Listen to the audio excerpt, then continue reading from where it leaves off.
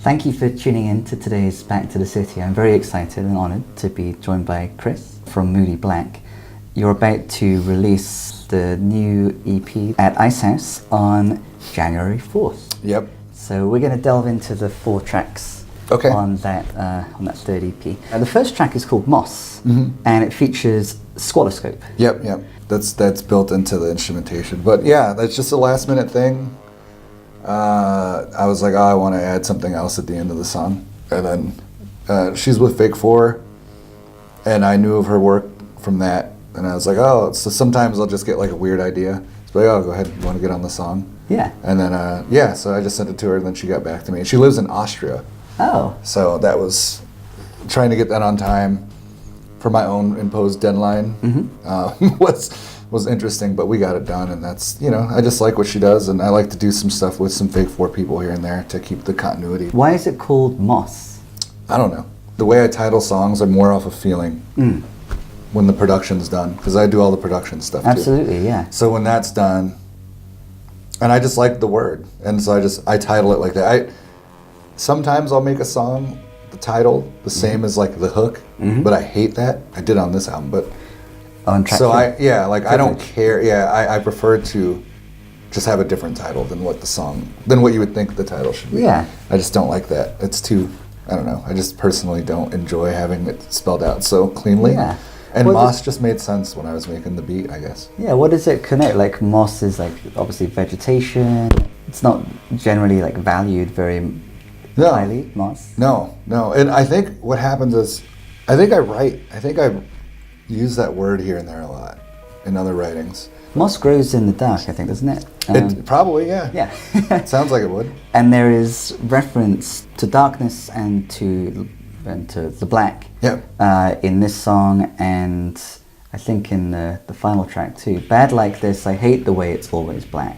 Yeah. That struck me as a kind of interesting, an interesting lyric, and that's right before I see no reasons left to rap. Could you expand a bit on those bars?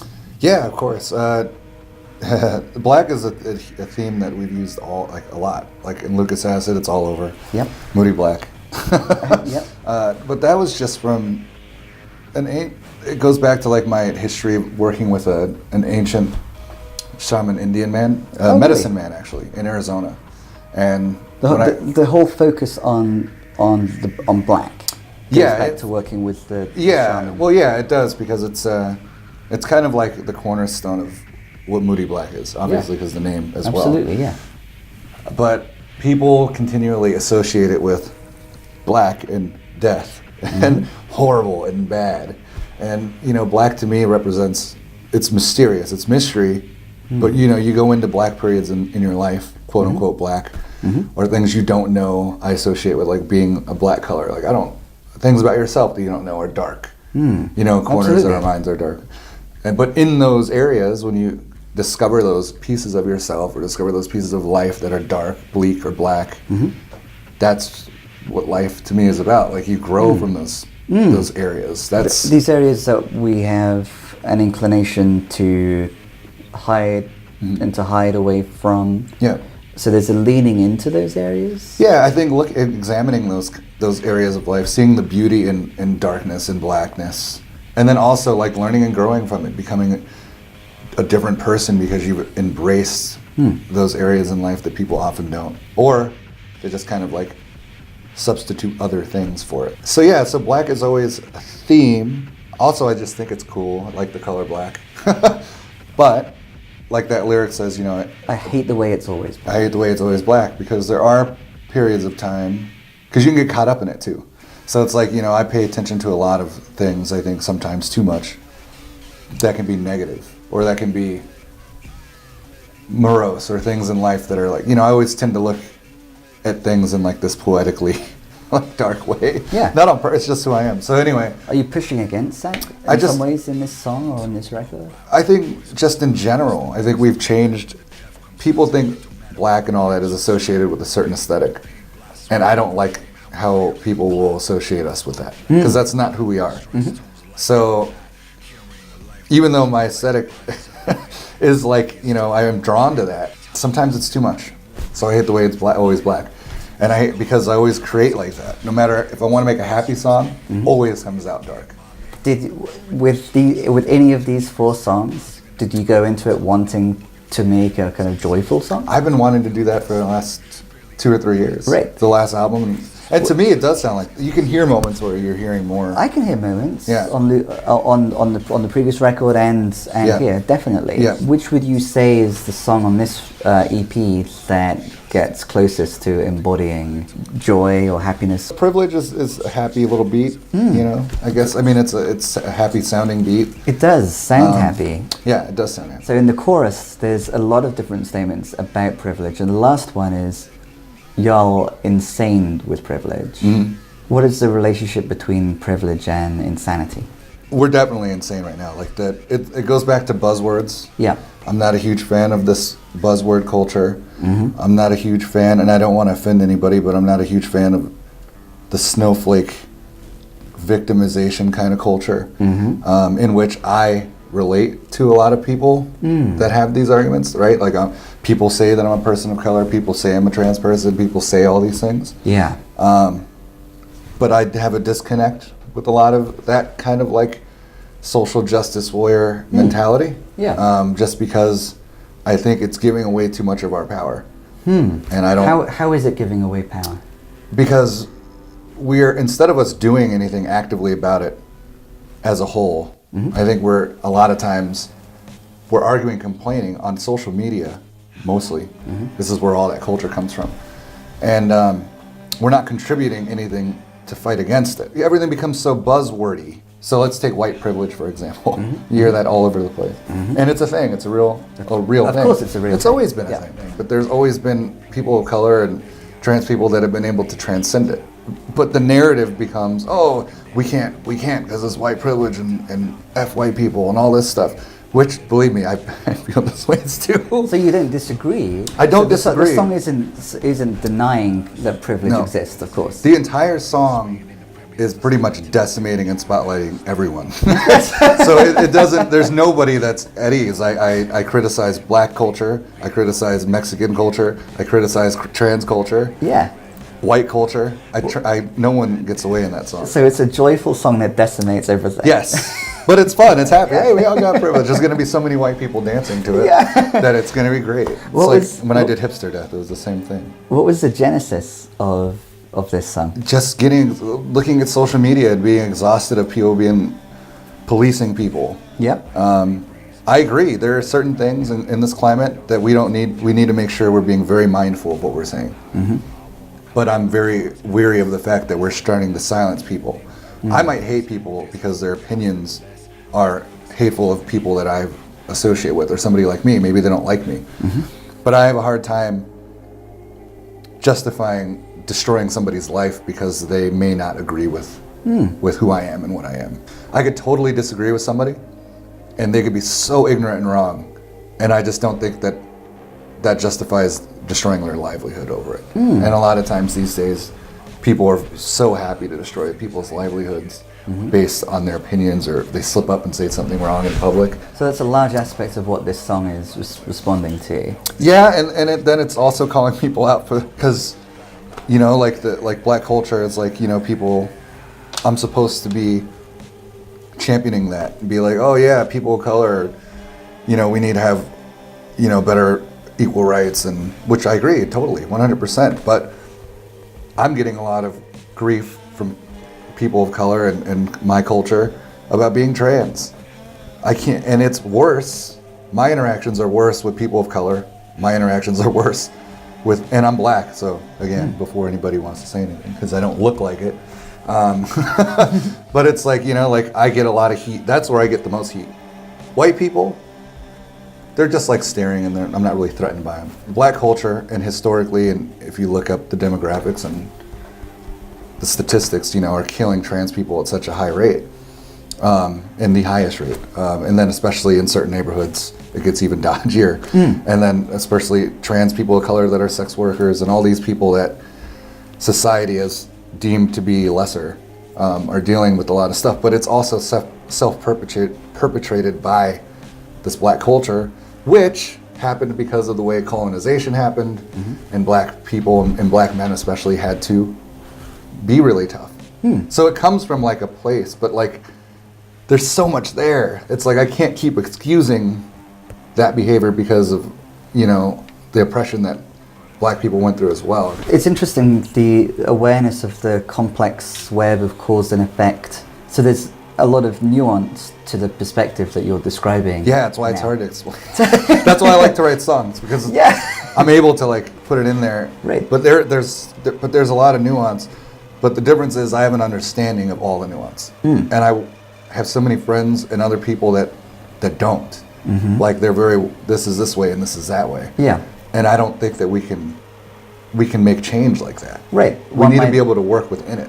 One might expect a song called Privilege for it to be possible to take like the thesis of that song and encapsulate it in a sentence. This is what the song is saying about privilege. But this seems to be more rumination on the whole complex web. Yep. And that's exactly how I write. Yeah. So every song is like splintered out into like a million ways. Every line can be a whole book. It's just like, so I'm glad you break down some of the lyrics, because not enough people ask me about that. I like in the way that I write, because I'm like, if you knew how I wrote, I think you would probably have a way better like understanding of how like amazing the music is. You're not even paying attention to like how I'm writing. If we didn't just isolate, say, the lyric, we're beyond our privilege, and like treat the song as if that's all the song is saying, or that's what the song is saying. So still in the same song, there's a lot of interesting religious imagery being used in different ways. So pretend to pray to blank race Jesus at one moment, and then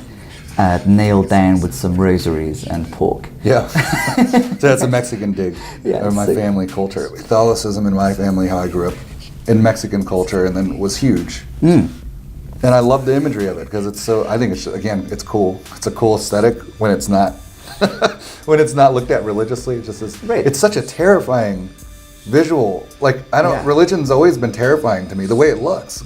Churches are terrifying. The statues are scary. Yes. So again, it just leads back to the black and dark. But is there more of that in this record? I feel like there's a lot. I use it a lot. Yeah, Jesus gets referenced in 2 of the 4 songs, I think. Yeah.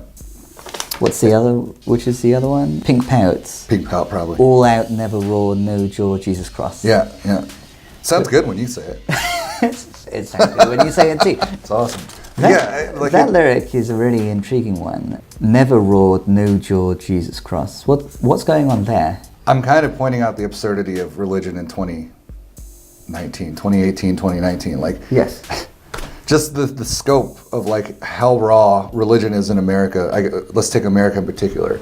How much control it has over morals and what's right and what's wrong. Why all these people are completely corrupt and live nothing like the ideals of what it's supposed to be. And our country is like run by that, and they justify these horrendous things based in the name of religion that nobody really ever practices. There are people out there, and I respect those people, that actually practice it, that give of themselves and dedicate themselves to honoring and praying in certain situations. And even like you were saying about the experience that you had with the shaman that led to the emphasis on black. Yeah. When and where was that? What? Long time ago. That was in AZ, because I'm from. That's where I live. That's where I was raised. But that was a long time ago. That was like 2005, 6. So that was years ago. That's when I first started getting into rap music. Right. Or no, I was into it, but like that was when I first started. When I made the decision I was going to do it, like do it for like a living. As you were creating the project. Why did the project's name get determined by this interaction with the shaman?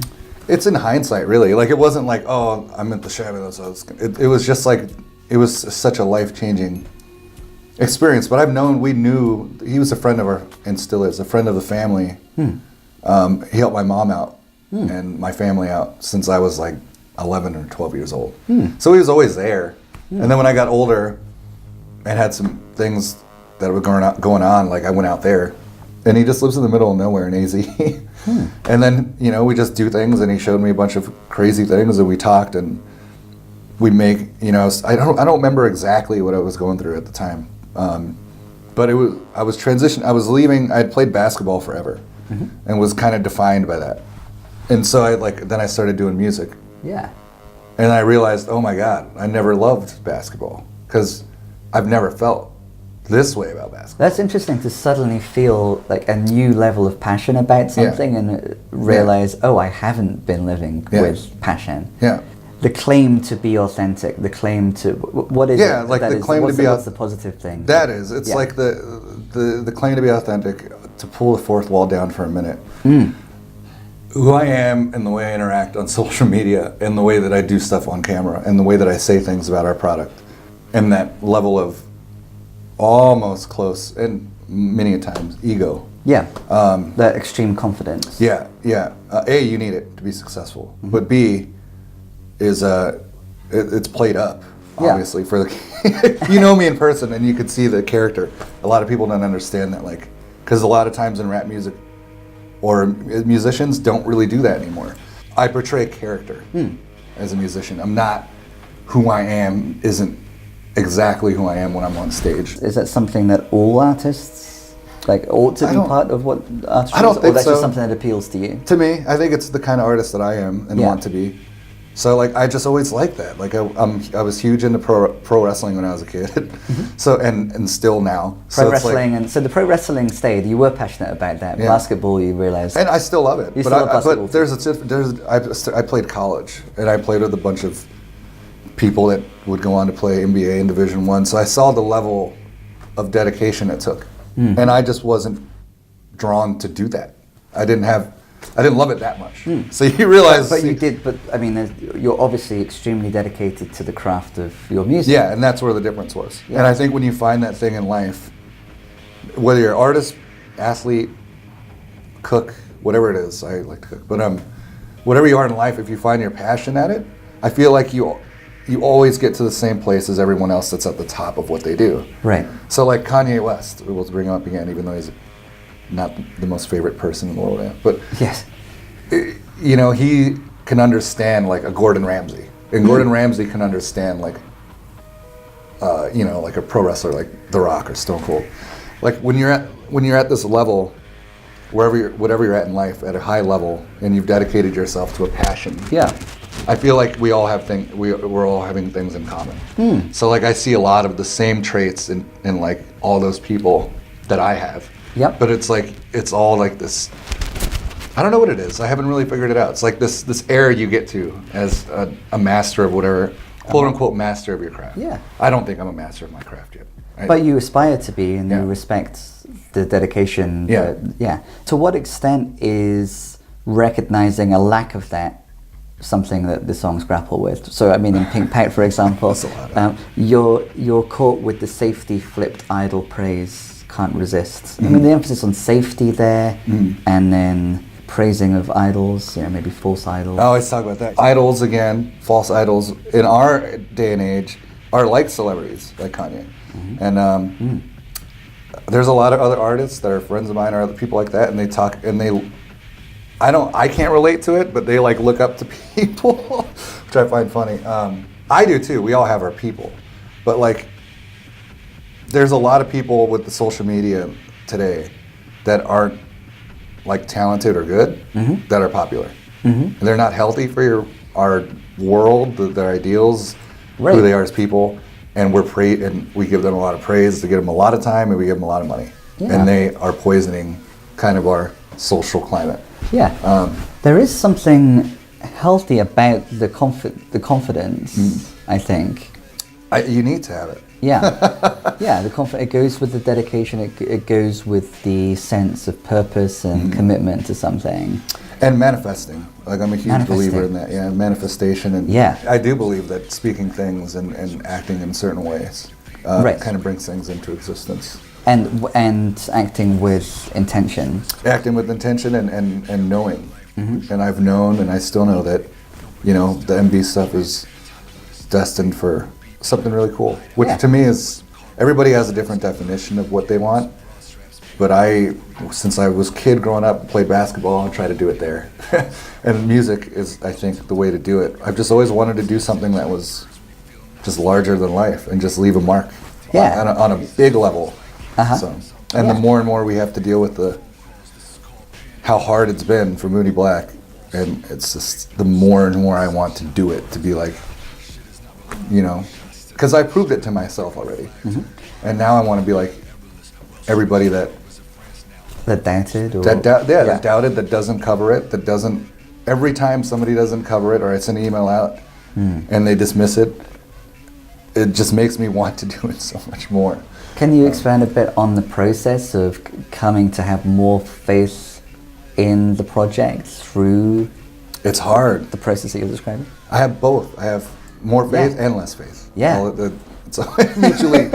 So it's like you go through those moments where you feel like, and I've had them a lot recently, where you're like, what else can I do? You know, and I have to think, you know, sometimes I think like, maybe I'm crazy, like maybe I'm legitimately nuts, and everything that I do is not good. You know, maybe that's just it. Like I've done everything that I've been told to do. So crazy could be like a negative judgment, but crazy can also just be out of the ordinary. That's what it leans towards. Yeah. And it's like, well, maybe it's just not the time, and you think about all those things, because it is timing. Maybe it's just not what people want right now. But despite that, you have to like, even those are doubts. Like they screw up your momentum. So at the end of the day, after you're done with that, you have to be like, okay, whatever. I'm the best. And you don't need to fit in with the zeitgeist. Yeah. I find the front cover of the record, which is here, that's cool. Really interesting. So who's responsible for this artwork? The same person always is Jamie. Okay. Jamie Varda. We have an animal just here, and then the color is interesting. You know, it isn't black. There's quite a lot of color here. Yeah. That's on purpose. So of course that made me think of the lyric that we began focusing on. I hate the way it's always black. It isn't always black. It isn't. No. In your mind, why does this fit with these 4 songs? Because it's, again, we use a lot of animal imagery that goes back to the shaman. When I used to go in the desert and kind of hang out with wild animals. Yeah. It's a long story. But so like we decided to use a fox, because we used to use, there's been wolves in past projects, and so she drew fox, and I was like, oh, it's a cool fox. I believe the fox is known as being like a trickster and all this interesting sort of ideology behind the fox. But so I was like, oh, we'll put the fox in front, and then I just wanted something really minimal, and I wanted flowers, because the flowers. So this EP alludes to the record. So this EP is actually part, I haven't really explained this yet, is part of the new record we're going to be releasing at the end of 2019. And the flowers are a to be continued into the artwork of the next record. Okay. And because I had this crazy vision of blooming flowers and teeth falling out. What's the relationship between teeth and flowers? Just like rotting teeth that fall out. So and like decay are similar. Yeah, it's like the opposite, I guess, of blooming flowers and beauty. And then, I don't know, I just randomly, I see things in my brain and I'm like, I'll put those together. Yeah. And then later, it'll make sense to me. But there's this important kind of dichotomy. Yeah. On the one hand, decay, on the other hand, like blossoming. Yeah. It seems to me like that dichotomy is more indicative of Moody Black than like what might generally be expected, like just darkness to connote. Yes, and it's also the same theme of, again, we have flowers and falling out teeth, but it's like, it's my career too. The Moody Black story is if all the records follow a story arc. If you look at them inadvertently, I don't write like. It's not supposed to be a narrative, but there is a narrative. There's a narrative, and it's my life. Like the Moody Black stuff is so personal. I write the most personal stuff, like, and I think that's why I get so defensive, and I fight for Moody Black the way I do, and have the confidence in it that I do, because this is my life, like on display. Yeah. And I take it that seriously, but I also have the awareness that it's just music at the end of the day. But I'm just not capable right now to let it go, because I want to be able to like see it like that, because it's healthier. Like this shouldn't be my whole life. But right now, it totally is. Until I'm on a mission to do something with it, and until I feel like I've got that, there's going to be that hole there. Whatever weird thing I have, whatever issues I have, this is probably not going to fill it when I get where I'm going. Yeah. But I'll address it then. I'm glad that you're throwing everything into this net. Like the integrity and the passion and commitment definitely is very audible. I try to have it, record. you know, and that's my disconnect with some of the younger, like the people that do music and all these artists and musicians. Like, I just don't operate like a lot of them. I'm just Yeah. not. I don't know. It's not music to me. It's like my life. The way in which this particular EP relates to your life, is it different from the way in which other Moody Black material does?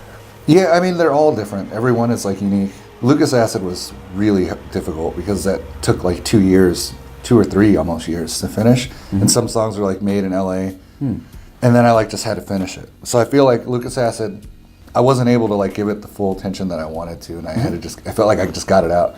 But this work, That really doesn't sound like that's good. No, That's it's the great. Well, that's the good thing about the Moody Black stuff is that it can, again, because it's not music in my head, it's like just my life. So cool. It's expression. It's Yeah, communication. you just got the chunk of my life for that period of time. So how bad could it really be? It's just honest stuff. So of course it's going to be okay. Yeah. Unless my life was complete wreck, and it usually is. But it's been really good. I guess that's the difference with this.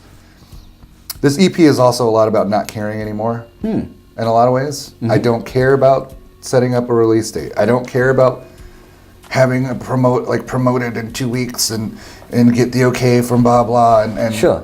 I do all that. I still send it all out, but I don't care if it comes back because I know it's not going to. Yeah. Because people don't care about art anymore. Yeah. You know? So So to get to that moment where like there's the passion and you're going to do it anyway. Yep. But there's the kind of the lack of caring, knowing that there isn't the structure that there would ideally be. There isn't the support that there would ideally be. Yep. And then the kind of exuberance that comes from that. Yep. The excitement of doing it anyway. that's what I love about it, and I love that the fact that I'm right down the street. I'm gonna go play the Ice House, and you know, this is gonna be as good as anything you get in the world, and I get to do this for like 20 people or whatever.